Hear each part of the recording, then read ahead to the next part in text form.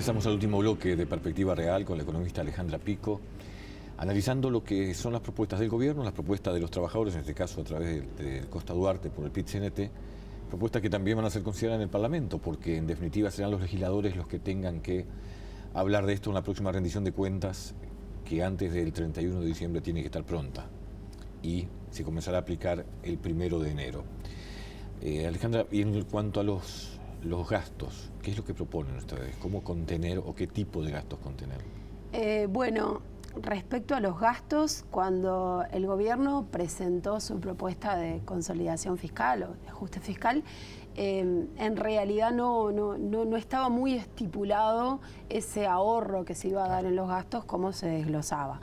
Nosotros planteamos en su momento que en términos generales no compartíamos una disminución del gasto en este momento, porque también nos parece que colabora a un menor crecimiento de la economía si ponemos menos dinero de parte del Estado en la economía, pero de cualquier manera después que empezamos a tener algunas señales de por dónde vendría esa reducción del gasto, creo que hay algunos aspectos que sí compartimos, como, bueno, por ejemplo, lo que hablábamos hoy de la caja militar.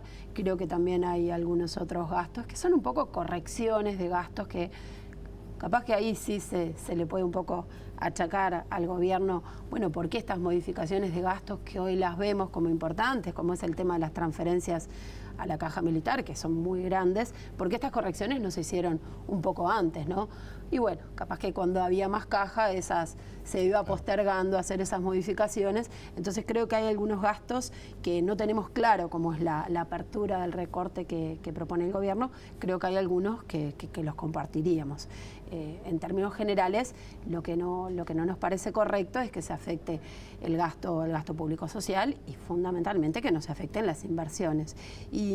Pero en términos generales, a nosotros un aspecto que nos parece importante también resaltar de la propuesta es que es una propuesta que, o por lo menos tratamos de que esté mirada no solo desde la perspectiva de los trabajadores, es decir, bueno, no queremos que toque a los trabajadores, sino que además nos parece que es una propuesta que es buena o es oportuna en un momento de desaceleración de la economía, porque en definitiva el salario de la gente termina siendo consumo y siempre que el gobierno saque dinero de la economía, obviamente la va a enfriar un poco, pero me parece que hay algunos sectores en donde se siente más, sobre todo en los salarios más bajos, eso se termina trasladando en consumo. Y el consumo fue un componente muy importante del crecimiento económico en la última década. No todo el crecimiento nos vino dado de afuera. Es verdad que tuvimos una situación externa muy favorable, pero el mercado interno colaboró mucho. Entonces, no queremos un mayor enfriamiento del mercado interno y por eso también consideramos que no se debe afectar una buena parte de los salarios que hoy, con esta propuesta del gobierno, estarían afectados. Bien, esto va a comenzar a regir, decíamos, el 1 de enero, pero nos queda el resto del año todavía por delante. Y en políticas salariales, ¿qué piensan ustedes de aquí más? Sobre todo lo que se viene ahora a mediados de año, ¿no? Sí. Se vencen los 60% de los convenios. Sí, ahora viene una ronda grande en cuanto a cantidad de trabajadores y también muchos trabajadores de salarios bajos, que el propio gobierno, cuando presentó los lineamientos para la negociación colectiva, catalogó como salarios sumergidos.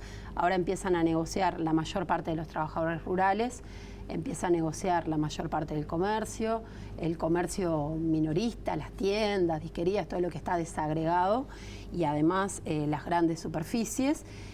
Y nosotros venimos de lineamientos que consideramos que la verdad que hubiéramos preferido cambiarlos, que consideramos que son duros para los trabajadores realmente y por eso este esfuerzo fiscal que se les pide adicional también nos parece que no debería recaer en particular en los salarios más bajos, donde ya se van a ver afectados por estos menores ajustes que proponen estos lineamientos. ¿Cómo se encara una ronda de negociación de este tipo con un gobierno que dice que la economía va a crecer medio punto y en realidad parece que no creciera nada, se estancaría?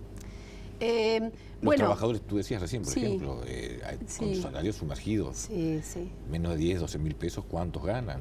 Sí, yo creo que creo que es bueno aclarar también cuáles son las propuestas de los trabajadores de cara a la negociación colectiva, porque más allá de que todos percibimos un salario y que la negociación colectiva después nos termina afectando a todos, muchas veces parece como, bueno, pero capaz que los pedidos puedan ser desmedidos en una economía que, como decías, va a crecer 0,5%. Y eso no es así. Básicamente lo que plantean los trabajadores hoy, y esa es la modificación que se pide en los lineamientos, es que el salario real se mantenga, que el poder de compra no caiga. Y eso parecería razonable en una economía que, aunque muy poquito, va a seguir creciendo este año. Y porque además nos parece que esa no caída del salario real, ese mantenimiento del poder de compra, también ayuda al consumo y al crecimiento de la economía a partir del mercado interno. Entonces, hoy por hoy, los lineamientos para la negociación colectiva implican ajustes del ¿Hay espacio entorno fiscal, como le gusta llamar ahora, para eso? Bueno, en realidad eso es algo que no termina pagando el gobierno porque la negociación pública fue cerrada. Eso es algo que sale de las bolsas de las empresas privadas. Y hoy estamos... Claro. Entonces, en realidad, creo que el gobierno presentó unos lineamientos donde los ajustes creo que son bastante duros para los trabajadores porque están por debajo de la inflación y se han espaciado en el tiempo los correctivos. Cuando se presentaron los lineamientos, se planteaba de parte del gobierno que eran lineamientos que buscaban que la inflación no se fuera del cauce en la que la quería tener el gobierno. Luego, estos lineamientos se presentaron en julio del año pasado, cuando arrancó la ronda. Luego la economía se enlenteció. Hoy por hoy también se dice hay que tener cuidado con el empleo. Yo creo que el movimiento sindical en general y los sindicatos que negocian son sumamente cautos. Encontramos una cantidad de negociaciones, de grupos de negociación que uno podría considerar fuertes y que sin embargo han sido muy cautos porque saben que están en una situación o en una coyuntura difícil, caso de los trabajadores lácteos, y firman un convenio donde prácticamente mantienen el salario real. Digo prácticamente porque para el primer año tienen ajustes por debajo de la inflación. Y no fue algo que decretó el gobierno, lo firmaron los trabajadores y acordaron que no iban a hacer ninguna movilización por salario en estos 2 años. Entonces me parece que de parte del movimiento sindical hay mucha cautela, hay mucho cuidado en los puestos de trabajo.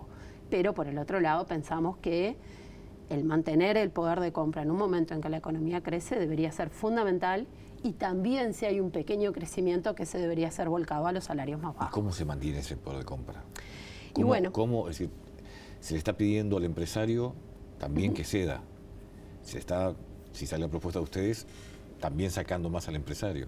No necesariamente, porque nosotros cuando proponemos, si uno piensa que la economía va a crecer medio punto este año, 0,5%, y los salarios, nosotros pensamos que con estos lineamientos capaz que caen, pero básicamente lo que propone el gobierno es que se mantengan, bueno, alguien se va a apropiar de ese 0,5% de crecimiento y no van a ser los trabajadores, porque el salario real no va a estar creciendo y el número de puestos de trabajo tampoco, probablemente también caiga. Entonces, no es cierto que nosotros estamos proponiendo, bueno, que el esfuerzo fiscal recaiga en los empresarios y también que los lineamientos sean a costa de que los empresarios tengan que pagar más. No, nosotros cuando hablamos de mantenimiento estamos diciendo, bueno, va a haber un crecimiento y se lo va a apropiar otra parte de la economía.